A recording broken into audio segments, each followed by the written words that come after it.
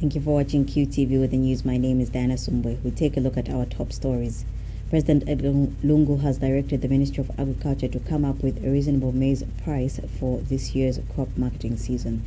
And the Economics Association of Zambia has backed the call for government to introduce new taxes in view of the delayed implementation of the sales tax. And our details in our news.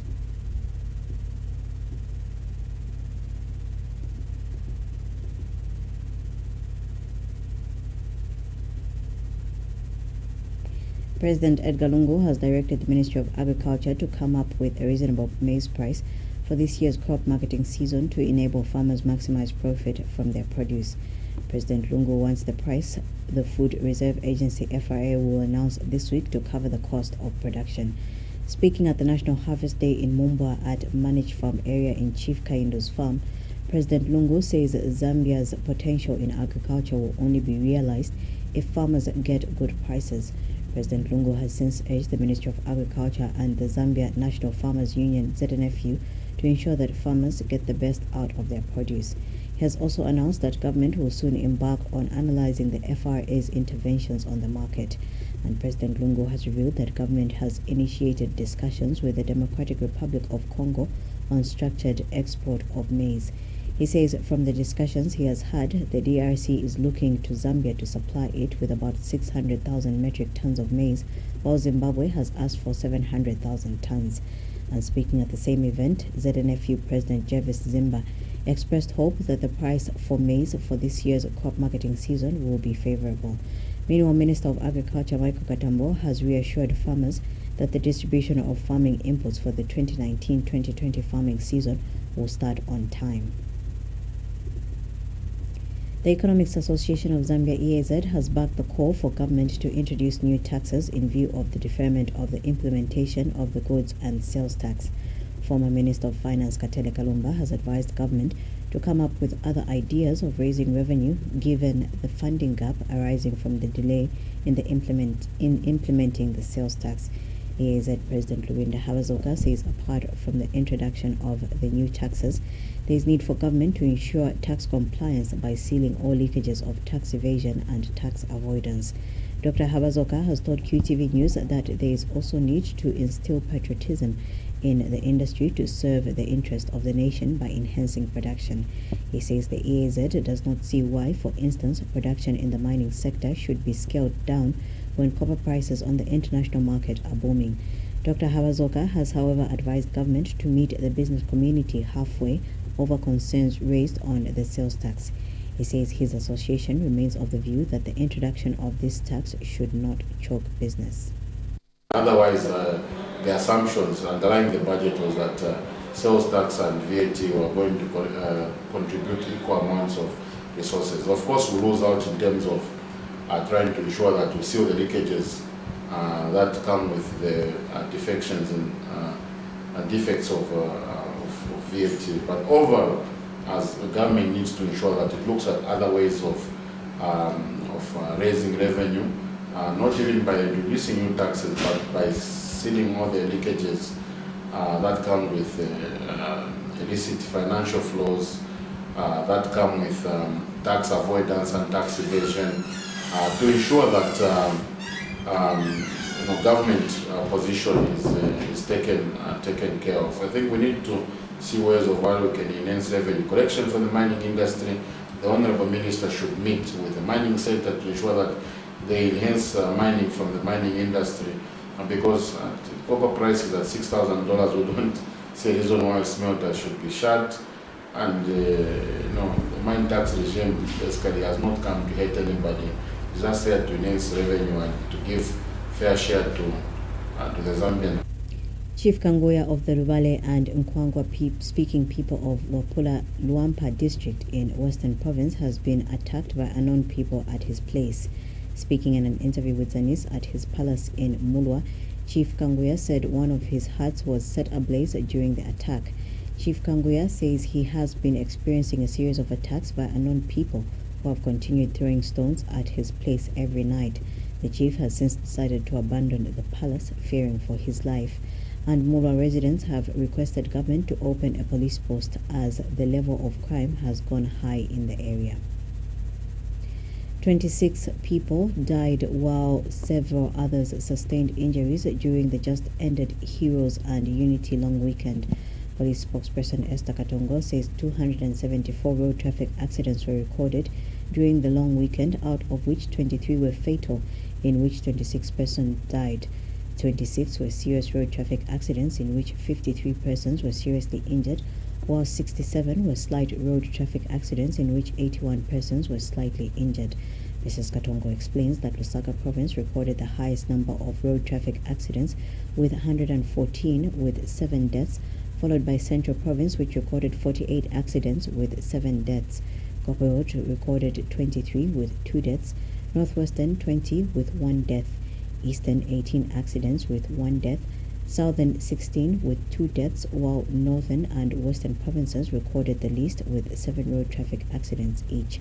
She states that this is in comparison with the 2018 Heroes and Unity period, in 300 road accidents were recorded, out of which 24 accidents were fatal, in which 27 persons died.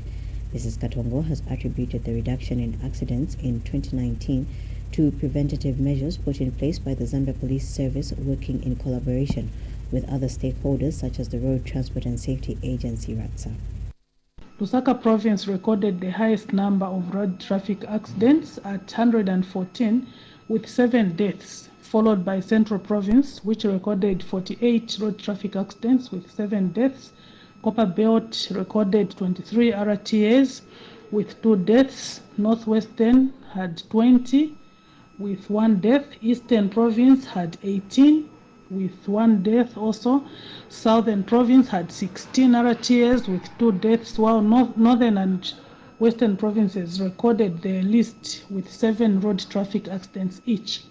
In comparison with 2018 Heroes and Unity period, 300 road traffic accidents were recorded, out of which 24 accidents were fatal, in which 27 persons died. 41 were serious road traffic accidents, in which 113 persons were seriously injured, compared to 53 persons seriously injured in 26 serious road traffic accidents recorded during the same period in 2019. The record shows a reduction in serious road traffic accidents and persons seriously injured by 15 and 60 respectively. Suspected UPND cadres on Tuesday allegedly attempted to violently thwart the defection of their fellow party members who joined the ruling Patriotic Front in Sesheke. One of the defectors, Amovelwa Mulowa, says those who defected from the opposition party needed police escort from the venue of the defection in the Sesheke town center. Mr. Mulowa, who is also former UPND Mobilization National Deputy Director, has told Q News from Sesheke that as a result of the animosity, only slightly over 1,000 UPND members managed defection to the ruling party. But when contacted for a comment, UPND Secretary General Stephen Katuka expressed ignorance on the defections and alleged attempts by UPND members to disrupt the event. Mr. Katuka has told QTV News in a separate interview that his party is, however, not surprised by the said defections, which he says are being orchestrated by the ruling Patriotic Front. Well, it is difficult for me to confirm how true it is because I was not there. It is something you are telling me that I did not know about. But you know that the stupid behavior of PF, they feel defections are the order of every day. And they feel they are getting popularity by these faked up defections, which to me are just a sign of stupidity. Because there's nothing special about people defecting every day, moving from one camp to another, and it has only come under the PF. It never used to happen before. It is possible that there could have been people defecting from UPND to PF, just like we have heard of people defecting from PF to PF. Yes, Mulowa was one of us, I can confirm. But well, people have the liberty to move from one party to another.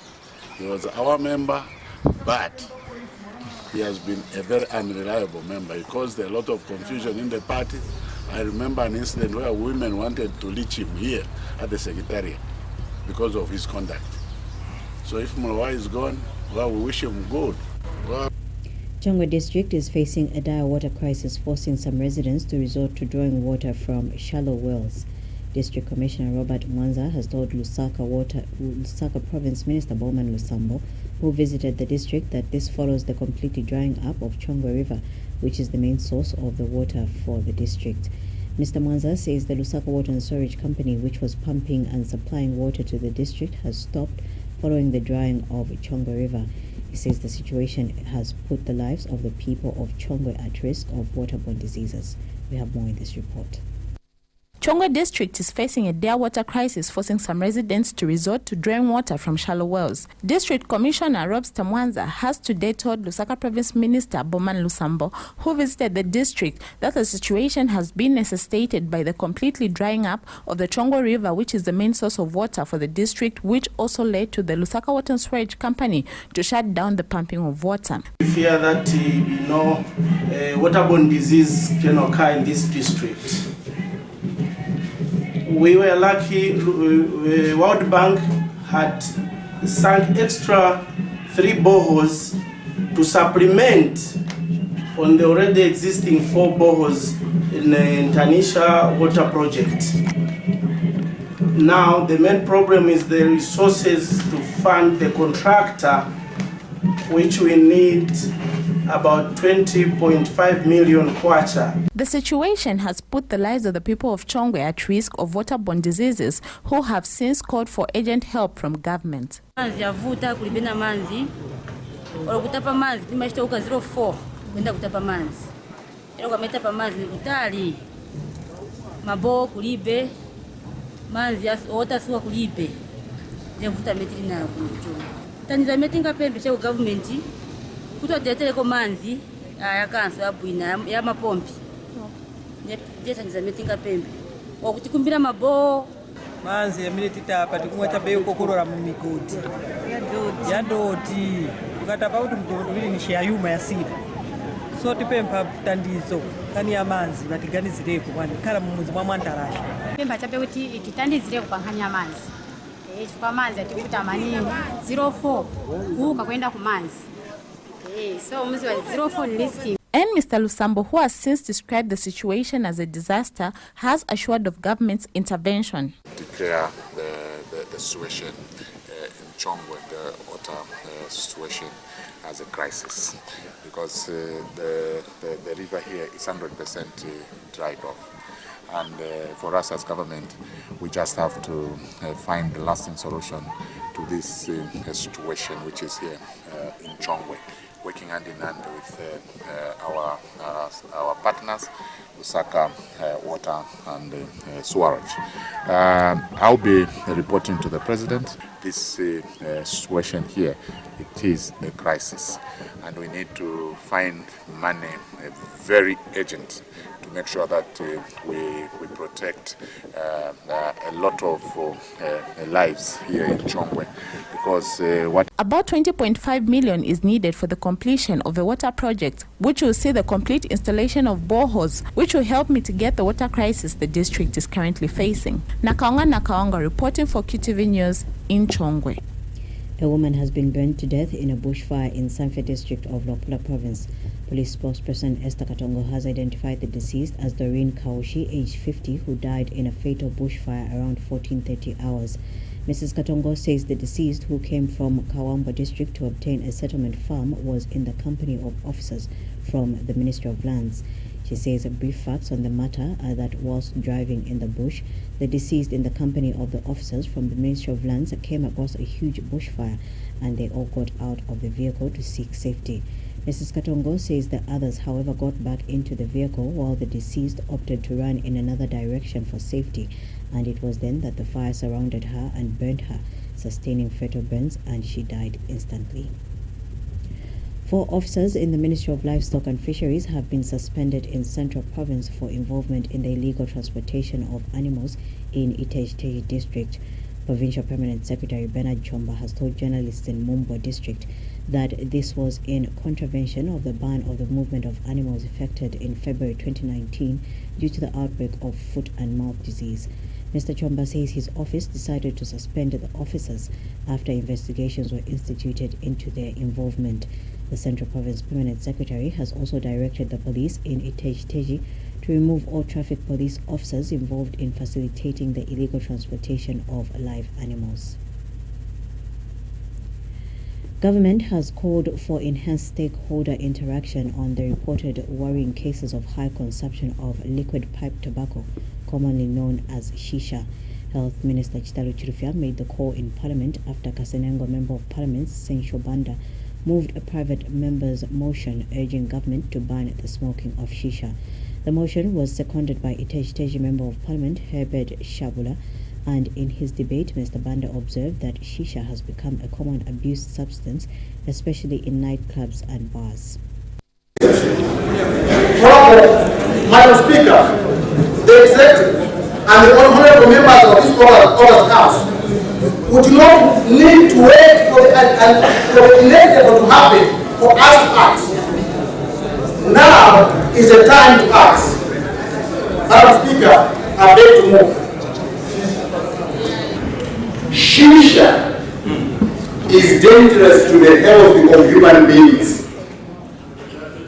On the healthy part, it affects everyone in the productive age, from 30 years to 60 years.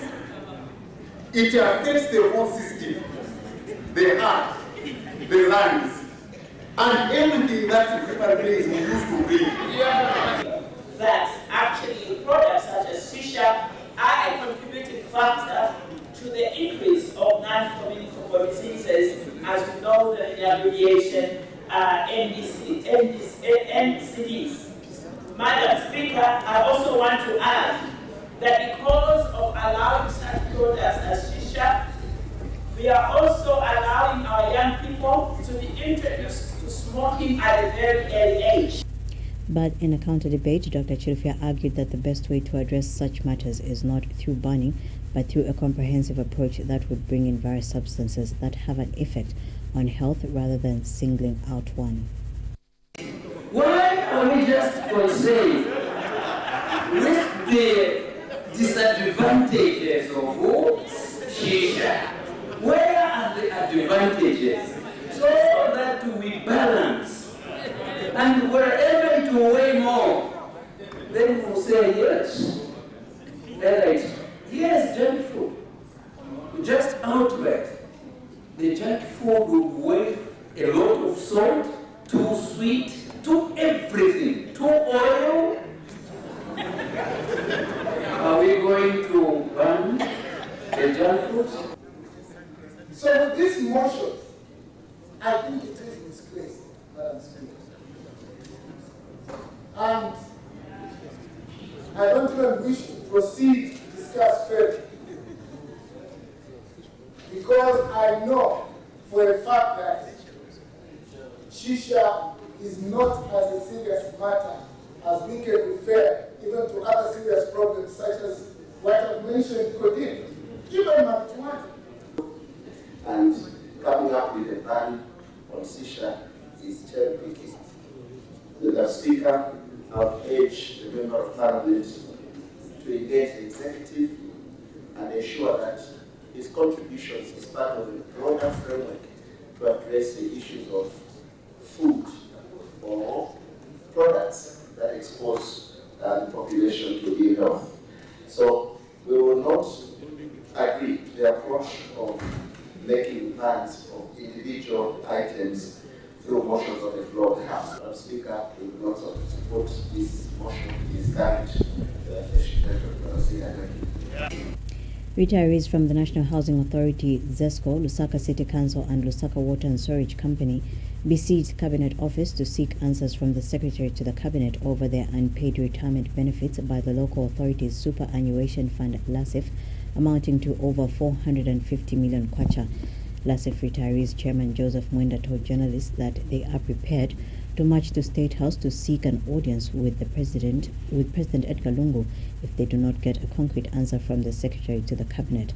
Mr. Mwenda says over 15,000 retirees from various parastatal companies have not yet received their benefits since 2016 when they began pushing for their benefits. Parastatals that worked for ZESCO, councils, water and sewerage, National Housing Authority, This program, we started it in 2016, where we had written to the president to assist us to get this money. In 2016, the president gave an instruction to cabinet here so that we could have our money. The cabinet here also gave instruction to Ministry of Finance. It is the Ministry of Finance that has been delaying in giving us that money. We've had the meetings, different occasions, meeting after meeting, where we have come back and we have actually come back to cabinet here to report that the Minister of Finance has failed to give us the money. So we'll go back to him and tell him that his people have failed to honor his instruction that he gave to them. That is what we are going to do. We are talking about 15,000 retirees from all these institutions that I've mentioned here. So this is a program that we have. Senga Hill Member of Parliament Kapemba SUMBWE has appealed to government to help address the situation where swindlers masquerading as agro-dealers are extorting farmers in the district. Mr. SUMBWE says the extortion of farmers in the district has now reached the extent where he, as the representative of the people, cannot resolve. He tells Q News that alleged crooks have taken over the business of agro-dealing because genuine people are not interested in the business. Mr. SUMBWE says he has found himself in a position where it has become preferable to allow supposed crooks to take up the business as opposed to not having any agro-dealers at all in the area. In this particular case, most of those who offer themselves as agro-dealers were, for lack of a better word, most of them crooks. They just really meant to steal money from the people. They didn't mean to serve them. But that's the situation we're in, some of us who are in these rural constituencies. The real genuine people are not attracted. So you find that once the crooks see the vacuum, they quickly move in. And there's very little really one can do or say, because if you stop them, there won't be anyone in that particular area. And again, the people will blame you for not having anyone to save them. So it's a very difficult situation, which I really don't know how government can resolve it. To end the news, we take a look at stories making headlines. President Edgar Longo has directed the Ministry of Agriculture to come up with a reasonable maize price for this year's crop marketing season. And the Economics Association of Zambia has backed the call for government to introduce new taxes in view of the delayed implementation of the sales tax. On that note, we come to the end of the news. Pleasant viewing.